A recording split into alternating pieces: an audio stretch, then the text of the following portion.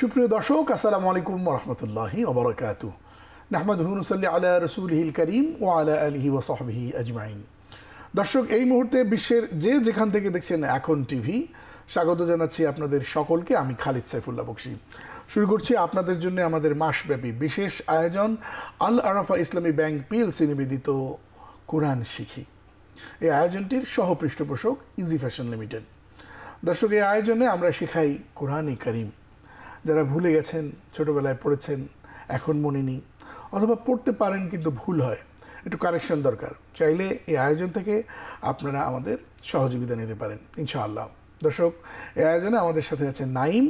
আসসালামু আলাইকুম ওয়া রাহমাতুল্লাহ। ওয়ালাইকুম আসসালাম ওয়া রাহমাতুল্লাহি ওয়া বারাকাতুহু। নাইম, আমরা দুজনে মিলে ইনশাআল্লাহ আমাদের সম্মানিত দর্শকদেরকে শেখাবার চেষ্টা করব, বা আমরা শেয়ার করব কোরআন তেলাওয়াত করতে গিয়ে আমাদের কি কি প্রবলেম হয়, সেই প্রবলেমগুলোই আমরা শিখবো ইনশাআল্লাহ। তো একটু তাওবুস তাসমিয়া শুনি। আউযু বিল্লাহি মিনাশ শাইতানির রাজীম। বিসমিল্লাহির রহমানির রহিম। এর অর্থ হলো, বিতাড়িত মরদুদ শয়তানের ওয়াসওয়াসা থেকে পানাহ চাই, পরম করুণাময় দয়াময় আল্লাহর নামে শুরু করছি। এই জায়গায় একটা দারুণ তথ্য আজকে আপনাদের আন্দোলিত করবে, একেবারে এটা আমার বিশ্বাস আর কি। সেটি হলো আউযু বিল্লাহি মিনাশ শাইতানির রাজিম, মানে শয়তানের ওয়াসওয়াসা থেকে আমরা পানাহ চাই। এটি কোরআন পড়তে যাবার আগে পড়া ফরজ। অন্য কোনো ইবাদতের ক্ষেত্রে এটি ফরজ নয়। রোজা রাখবেন, আউযুবিল্লাহ পড়া ফরজ নয়। হজ করবেন, আউযু বিল্লাহি মিনাশ শাইতানির রাজিম পড়া ফরজ নয়।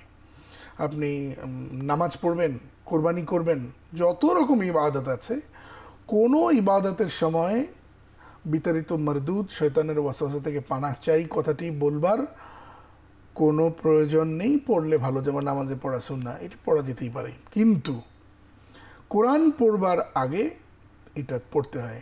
কেন? কারণ শয়তান সবচেয়ে বেশি বেজার হয়, অখুশি হয়, মনক্ষুণ্ণ হয় যদি আপনি কোরআনের শিক্ষা নেন। আর কোরআন থেকে যত দূরে থাকবেন, শয়তান খুব খুশি। এই জন্য আল্লাহ তাআলা বলেছেন, ওয়াইদা ক্বরা'তাল কুরআন ফাসতাইজ বিল্লাহি মিনাশ শাইতানির রাজিম। আর যখন তোমরা কোরআন পাঠ করো, তখন তোমরা শয়তানের ওয়াসওয়াসা থেকে পানাহ চেয়ে নাও। এই হচ্ছে একটা চমৎকার জিনিস। আশা করি আপনাদের ভীষণ ভালো লেগেছে।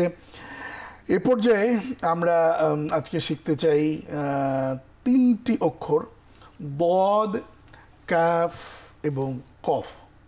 এই তিনটি অক্ষর আমরা শিখতে চাই ইনশাআল্লাহ। আমরা শিখব আকৃতি বা রূপ কেমন, তার পরিবর্তিত রূপ শিখব, আংশিক আকৃতি শিখব, এর উচ্চারণ শিখব একে একে ইনশাআল্লাহ। চলো আমরা প্রথমে যাই। এই বদ, কাফ এবং কফ, এই তিনটি হরফ 18,700 বার আছে কোরআনে ব্যবহৃত হয়েছে। যদি আমরা এটা রূপ শিখতে পারি, তাহলে 18,700 বার আমরা বাধাপ্রাপ্ত হব না, অতিক্রম করে যাব ইনশাআল্লাহ। বদ হরফটি প্রথমে আমরা শিখব এটা দেখতে কেমন, কিন্তু তার আগে বলে নিতে চাই, বদ হরফটি একমাত্র হরফ যেই হরফটি উচ্চারণ করতে সবচেয়ে বেশি একটু সাবধানতা অবলম্বন করতে হয়। এর মাখরাজ কোথায় সেখানে যাব। তার আগে বলে নিতে চাই, এটি তো একটা জিহ্বা নাকি? তো জিহ্বাটা যেমন, বদের মাথাটাও অনেকটা তেমন। এখানে প্রসঙ্গত বলতে চাই যে বদ হরফটি শুধু নয়, আরবি যে কোনো হরফ তার মাথা দেখেই চিনে নিতে হয়। তো জিহ্বারটা যেমন দেখতে, জিহ্বার বা শেপটা যেমন, বদের শেপটাও অনেকটা এরকম। মজার খবর হচ্ছে, বদ হরফটি যদি কেউ পড়তে চায়, তাহলে তাকে জিহ্বা দিয়েই আদায় করতে হবে, দুই ঠোঁট দিয়ে বা অন্য হলকম বা এগুলো দিয়ে পড়া যাবে না। তাহলে কোত্থেকে উচ্চারিত হবে? জিহ্বার গোড়ার কিনারা। গোড়া কিন্তু প্রথিত, একেবারে আমার ডান দিয়ে গোড়া, এটা প্রথিত আমাদের গলার সঙ্গে লাগানো। তার ডান দিক অথবা বাম দিক, এই যে উপরে তীর চিহ্ন দেখা যাচ্ছে, ওই তীর চিহ্নর জায়গাটি দিয়ে উচ্চারণ করা যেতে পারে, বা বাম দিক দিয়েও উচ্চারণ করা যেতে পারে। বদ, বদ, ওয়াদ, বদ, না দদ। যদি দদ বলি বাংলার দ দিয়ে, তাহলে জিহ্বার আগা ব্যবহৃত হয়, এটা ব্যবহার করা যাবে না। আবার না জদ, যা জিহ্বার আগা দিয়ে উচ্চারণ হয়, অর্থাৎ জিহ্বার আগা দিয়ে হবে না, হবে জিহ্বার পাশ দিয়ে। ওয়াদ। ওয়াদ মাশাআল্লাহ, অনেক সুন্দর হয়েছে। তো আমরা সামনে এগোই। তাহলে এখান থেকে কি আর হবে, ওয়াদ হরফটি উচ্চারণ আমরা করব। তাহলে আবারও আমরা দেখছি জিহ্বার গোড়ার কিনারা বাম দিক অথবা ডান দিক অথবা উভয় দিক লাগিয়ে ওয়াদ হরফটি উচ্চারণ করতে হয়। তো এখন আমরা তার মাথা দেখছি এবং লালটি হচ্ছে পূর্ণ আকৃতি আর বাম দিকেরটা আংশিক আকৃতি। লালটি পূর্ণ আকৃতি, বামে আংশিক আকৃতি। শব্দের শুরু না শেষে? একদম উপরে শব্দের শুরুতে, শব্দের শুরু। আর এখানে নিচে ডান দিকে যেটা শব্দের মাঝখানে, আর শেষে যেটা দেখতে পাচ্ছি সেটাও শব্দের মাঝখানে। শব্দের মাঝখানে। মাশাআল্লাহ। এরপরে আমরা একটু দেখব বদের উপর হরকত দিলে কি পড়তে হয়। ব ব। ব ব কেমন ব। এভাবেই পড়তে হয়। জি। তো পড়ি একটু। ব ব ব ব। আচ্ছা, আমি জিজ্ঞেস করতে চাই শব্দের মাঝখানের আকৃতি কোনটা? শব্দের মাঝখানের আকৃতি নিচের দুইটি। নিচে বাম দিকে। ওকে, ফাইন, মাশাআল্লাহ। এবার আসি কাফ। এটা একেবারে বাংলায় সহজ, খুবই সুন্দর। তো কাফ আমরা চিনে নেব একটা ছবির সঙ্গে যদি তুলনা করি। আমরা যে কেদারা চেয়ার যাই বলি না কেন, সোফা, কেদারা চেয়ার সোফা যাই বলি না কেন বা গদি বলি না কেন, এটার সঙ্গে যদি আমরা একটু মিল দেখি তাহলে কাফ কেমন। জি। আমরা যদি একটু চিন্তায় আনি যে গদি চেয়ার দেখতে কেমন, অনেকটা কাফের মতো। যে উনি বসে আছেন, কে? এস যেটা, এটা আমি বসে আছি কোথায়? একটা চেয়ারে। এই তো কাফ হয়ে গেল। কেমন? তাহলে এই হলো কাফ। বলি সবাই কাফ। আরেকবার কাফ। মাশাআল্লাহ। তাহলে কি দাঁড়ালো? কাফ হচ্ছে ডান দিকেরটা আর বাম দিকেরটা তো লাম, তাই না? জি। তাহলে বামে যেহেতু লাম আছে তাহলে উচ্চারণটা হবে কোথায়? জিব্বার মাঝখান। তাহলে জিব্বার গোড়া থেকে একটু আগে, দরকার নেই আমার মনে হয় কয়েকার কাফ ও কাফ বললেই কিন্তু কাফ হয়ে যায়। পড়া হয়ে যায়। কেমন? জি। তো এই হলো কাফ। তারপরে আমরা একটু আসি পূর্ণ আকৃতি, এটি হচ্ছে আংশিক আকৃতি। এবং কাফের আমরা লালটি পূর্ণ আকৃতি, বাম দিকেরটা আংশিক আকৃতি। আংশিক আকৃতি। তো আমরা আরো জানবো, একটা বিরতি নিয়ে আসতে চাই। হ্যাঁ দর্শক, আশা করছি আমাদের ফেলে যাবেন না।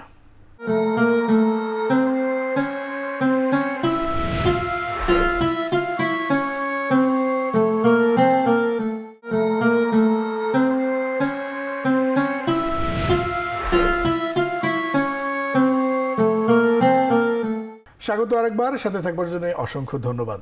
দর্শক দেখছেন আল আরাফা ইসলামী ব্যাংক পিএলসি নিবেদিত কোরআন শিখি। এই আয়োজনটির সহ পৃষ্ঠপোষক ইজি ফ্যাশন লিমিটেড। এই আয়োজনে শেখা যায় কোরআন। আমাদের সাথে যুক্ত হয়ে আমাদের মতো করে আদায় করবার চেষ্টা করুন, একটু ইনভলভ হয়ে যান, ইনশাআল্লাহ কোরআন শিখবেন। আচ্ছা নাইম, তোমাকে জিজ্ঞেস করি, কাফ শব্দের কোথায় আছে? প্রথম শব্দে, শব্দের শেষে আছে। পরবর্তী শব্দে, শব্দের শুরুতে আছে। আর পরবর্তী শব্দে শব্দের শেষে আছে শেষে এবং শব্দের মাঝখানে মাঝে আছে। আছে। মাশাআল্লাহ। এখন কাফের উপরে জবর দিলে কি হয়? কা। কা কা কা কা। জি। আমি বলবো যে শব্দের শেষে কোন আকৃতিটা আছে? শব্দের শেষে আছে তৃতীয় নিচ থেকে 3 নম্বরটি আছে। বেশ, মাশাআল্লাহ। এবার আসি কফ। কফ হরফটি উপরে দুটো নোক্তা আছে, কেমন? উপরে দুটো নোক্তা বা কফ। কফ হরফটি কোরআনের থেকেই নেওয়া হয়েছে। এবার আসি, কোরআন লিখতে কফ লাগে। এখন এই কফ দেখতে বাংলার ত এর মতো, জি। কেমন? জি। তার উপরে দুটো ফোঁটা দিলেই কফ হয়ে যায়। আর এটার উচ্চারণ হচ্ছে জিহ্বার গোড়া তার বরাবর উপরে তালুর সঙ্গে লাগিয়ে। আমরা দেখতে পাচ্ছি জিহ্বার গোড়া ঠিক, বা আমি বলবো আলা জিহ্বা দিয়ে।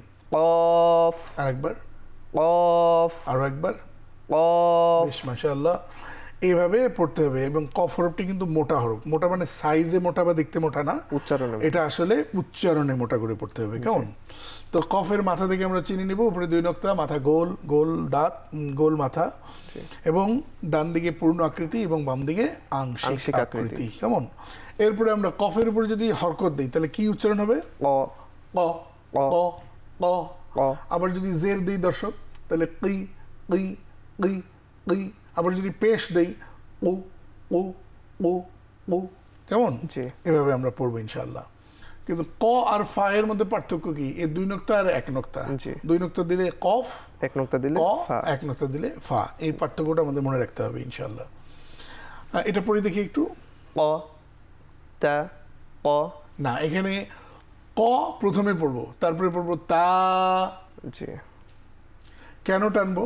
কারণ তায়ের উপরে হরকত নেই। টানবো কারণ হলো এটারও দুই নোক্তা দেখে আমরা কনফিউজড হয়ে যেতে পারি, জি। এই জন্য বোঝানো হয়েছে। ক তা, এটা গোলতা, জি। গোলতা কেমন, তারপরে কফ তা, তারপরে ক নেই নেই কেমন, ব ব ব ব ব ব। এইখানে এটা নিয়ে আসলাম কেন, এই যে ওয়াদের শুরুটা যেমন জয়ের শুরুটাও কিন্তু তেমন, খেয়াল করতে শুধু মনে হচ্ছে জয়ের সঙ্গে একটা আলিফ যুক্ত হয়েছে, জি। এই জন্য যেন আমরা প্যাঁচ না লাগাই। ব ওয়া পড়ি একটু, ব ব আবার ব পড়ি। ব ব ব। এবার উপরেরটা পূর্ণ আকৃতি, জি। মাঝখানেরটা কি আকৃতি, মাঝখানেরটা শব্দের শুরুর শুরুর আকৃতি, আকৃতি, আর নিচে শব্দের মাঝের আকৃতি। ইয়েস মাশাআল্লাহ। এবার আমরা আসি, পড়ে ফেলি একটু, তা তা ফা বা মা বেশ মাশাআল্লাহ, প একটু পড়ি, ভ স সা এরপরে পড়ি। প ভ স সা তা। সাতে কিন্তু একটু বাতাস দিই, সা সা। সিন সদ সিন জা। দর্শক একটু আপনাদের বলতে চাই, সদ সিন জা এই তিনটি এমন অক্ষর যে এর মধ্যে সফির বা শীষ থাকে বা একটু বাতাস জারি রাখতে হয়। স, স তারপরে জা, জা সা, সা এই বাতাস দিতে হবে কেমন। পরেরটাতে যাই, ওয়া, ওয়া পরে পড়ি। দা দা র ঝা বেশ, তারপরে পড়ি, না লা ইয়া শা যা। যা শক্ত করতে হবে, জি। যা যা। কেমন। একটা গেম খেলি, কোথায় কি আছে কেমন, বদ কোথায়, শব্দের শুরুতে আছে। বেশ মাশাআল্লাহ। তারপরে আমরা দেখি তো বদ কোথায়, শব্দের মাঝে আছে। বেশ মাশাআল্লাহ। এবার বদ কোথায়, শব্দের শেষে আছে। মাশাআল্লাহ। এবার আসি কাফ কোথায়, শব্দের শুরুতে আছে। শব্দের শুরুতে, মাশাআল্লাহ। এবার আমরা দেখব কাফ কোথায়, শব্দের মাঝে আছে। বেশ মাশাআল্লাহ। এবার আমরা দেখব কাফ কোথায়, শব্দের শেষে আছে। মাশাআল্লাহ। এবার আমরা দেখব কফ, বড় কফ কোথায় আছে, শব্দের শুরুতে আছে। বেশ মাশাআল্লাহ। এবার আমরা দেখব বড় কফ কোথায় আছে, শব্দের মাঝখানে আছে। মাঝখানে মানে কত নম্বর, চতুর্থ শব্দ। 4 নম্বর অক্ষরে আছে, 4 নম্বর অক্ষরে কফ। আছে। এবার আসি, কফ কোথায় আছে, শব্দের শেষে আছে। বেশ মাশাআল্লাহ। কফ হরফটি এর ক্যারেক্টার মোটা হবে না পাতলা হবে, কফ হরফটি মোটা হবে। মোটা হবে। দর্শক একটু জানিয়ে রাখতে চাই, এমন 7টি হরফ আছে সব সময় মোটা আওয়াজে পড়তে হয়, খ, সদ, বদ, গইন, ত, কফ, ওয়া। আবার বলি, খ, সদ, বদ, গইন, ত, কফ, ওয়া। আমরা বলি খুস্স, দগতিন, কিজ। বলো দেখি, খুস্স দরতিন দগতিন, দগতিন, কিজ। জি। মানে 7টা অক্ষরকে 3টা শব্দে বানালাম, জি। কেমন, খুস্স, দগতিন, কিজ। জি। এই অবস্থায় মানে এই 7টা হরফ সব সময় মোটা হয়, এর উপরে জবর থাক, জের থাক, পেশ থাক, যাই থাক না কেন সব সময় মোটা করে পড়তে হয়। কিন্তু র হরফটি এমন দর্শক, র হরফটি কখনো মোটা হয় কখনো পাতলা হয়।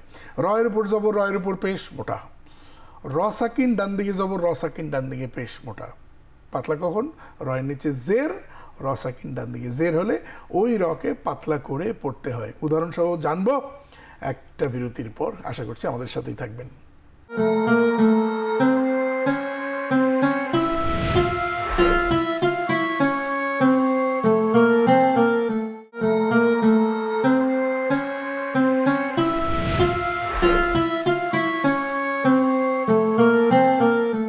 স্বাগত আরেকবার, সাথে থাকবার জন্য অসংখ্য ধন্যবাদ।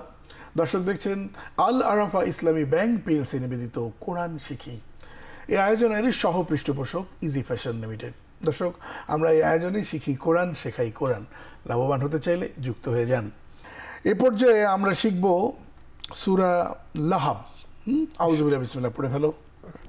أعوذ بالله من الشيطان الرجيم بسم الله الرحمن الرحيم আচ্ছা, আমরা পড়ি, উপরে পড়ো দেখি। تبت يدا أبي لهب وتب। আচ্ছা, বিউ তো ঠোঁটে থাকলো আওয়াজটা, কিন্তু যেতে হবে তো নাকে, কারণ এটা তো একটা গুন্না, ইদগামে বা গুন্না। জি। কেমন, বিউ নাকে যাবে, বিউ বিউ।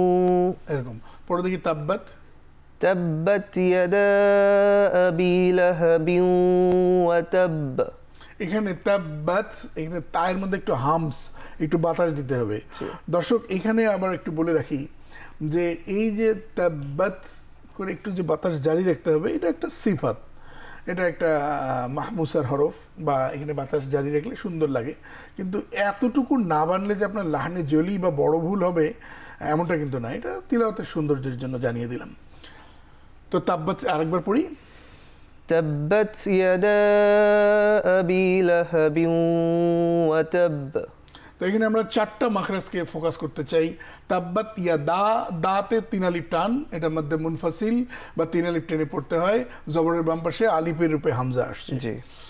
এরপরে আবি, এখানে 1 আলিফ টানতে হবে কারণ জেরের বাম পাশে জজমলা ইয়া এসেছে। লাহাবি ইদগামে বাগুন্না, অর্থাৎ নুন সাকিন বা তানবিনের বামে 8টা হরফ আসলে গুন্না হয় না, বাকি অন্য সব হরফ আসলে গুন্না হয়। কেমন?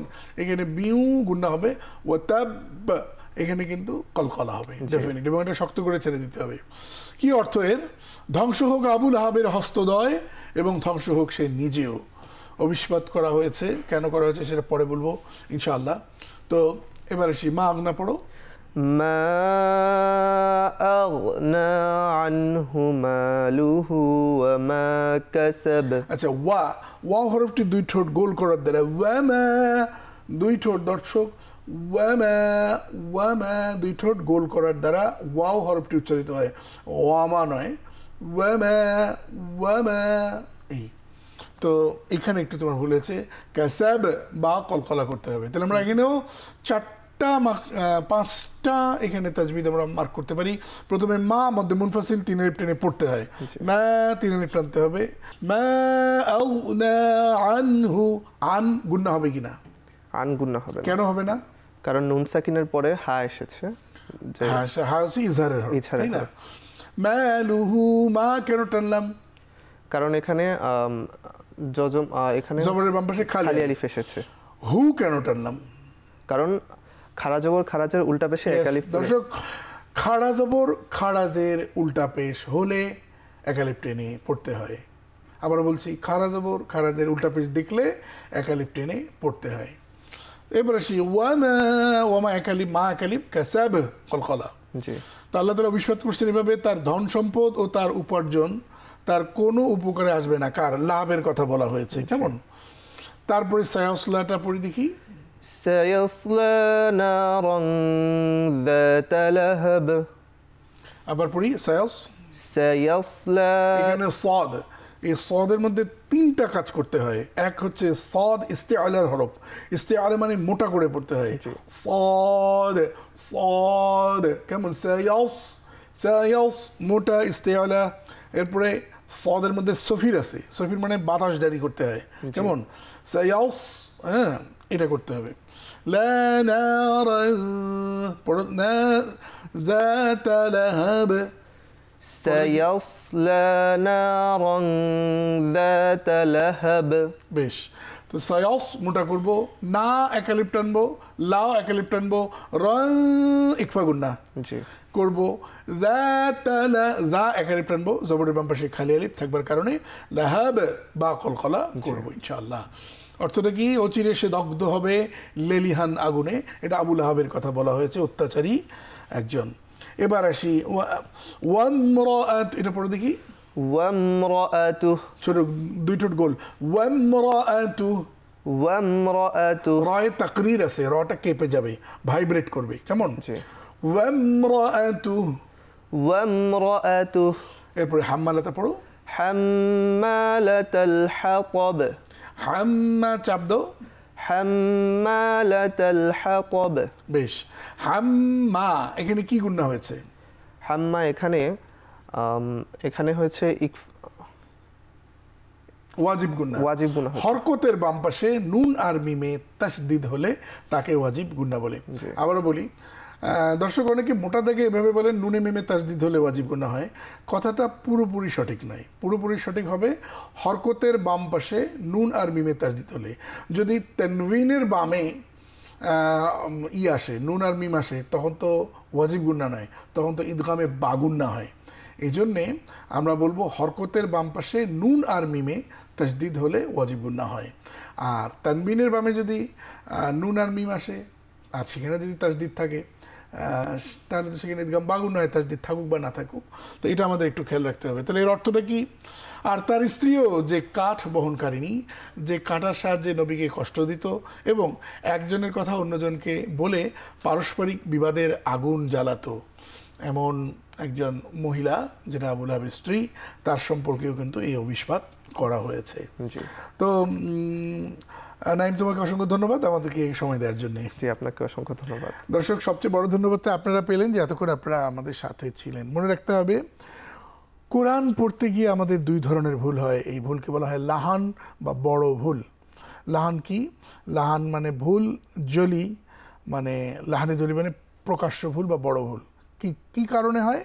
এক হরফের স্থলে অন্য হরফ পড়া, এক হরকতের স্থলে অন্য হরকত পড়া, যেখানে টান নেই সেখানে টান দিয়ে পড়া, যেখানে টান আছে সেখানে টান না দিয়ে পড়া, যজমযুক্ত শব্দকে যজমবিহীন পড়া অথবা যজমবিহীন শব্দকে যজম যুক্ত করে পড়া, তাসদীদ যুক্ত শব্দকে তাসদীদবিহীন পড়া অথবা তাসদীদবিহীন শব্দকে তাসদীদ লাগিয়ে পড়া। কিন্তু সবচেয়ে বড় যে ভুলটা আমাদের হয়, আর সেটা হলো আমরা হরফের বিশুদ্ধ উচ্চারণ জানি না। আর একটা ভুল সবচেয়ে বেশি হয়, সেটা হচ্ছে আমরা যেখানে টান নেই সেখানে আমরা টানি। কেন টানি? এমনটা হওয়ার কারণ হলো যে আমরা তাজবিদ জানি না। ইনশাল্লাহ এই অনুষ্ঠানে আমরা অবশ্যই তাজবিদও শিখতে পারবো, ইনশাল্লাহ তাজবিদ শিখবো ইনশাল্লাহ। দর্শক, আজ এ পর্যন্তই। আপনারা দেখছিলেন আল আরাফা ইসলামী ব্যাংক পিএলসি নিবেদিত কোরআন শিখি। এই আয়োজনটির সহ পৃষ্ঠপোষক ইজি ফ্যাশন লিমিটেড। আজ এ পর্যন্তই। আসসালামু আলাইকুম রহমতুল্লাহি ওয়া বারাকাতুহু।